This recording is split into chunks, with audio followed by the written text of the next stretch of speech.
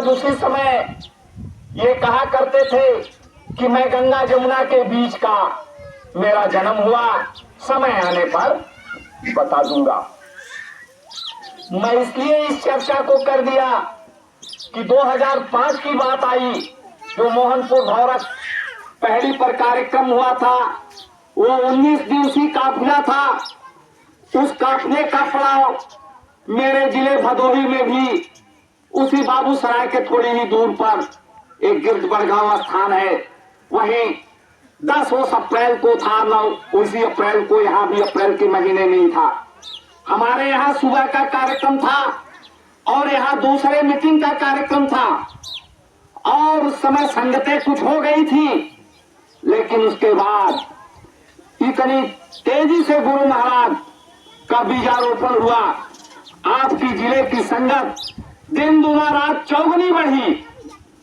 और मैं 87 में जब देखा था तो उस समय एक भोगा सिंह रहा करते थे, वो ओबरा के थे और 4-6-10 लोग थे, बहुत कुछ नहीं था। तो ऐ प्रेमियों, अब तो इतनी बड़ी संगत हो गई, तो मैं इसलिए 2005 की याद दिला रहा कि उसके साथ भी एक घटना जुड़ी हुई है। आप कहेंगे घटना, घबराने की बात नहीं है।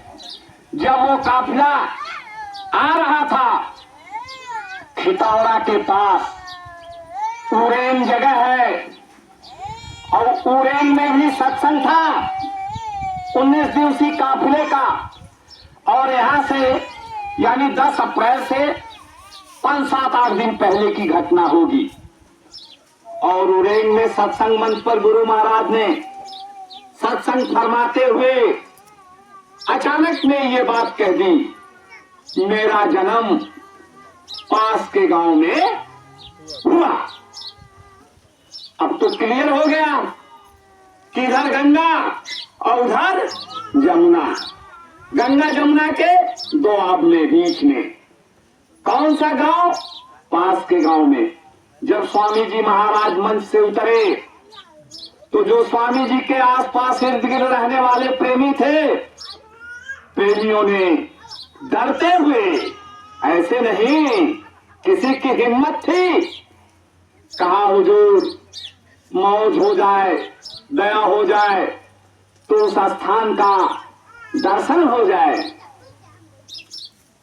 मैं इसलिए कह रहा कि कितना बड़ा ये मन धोखेबाज है, अभी बताऊंगा।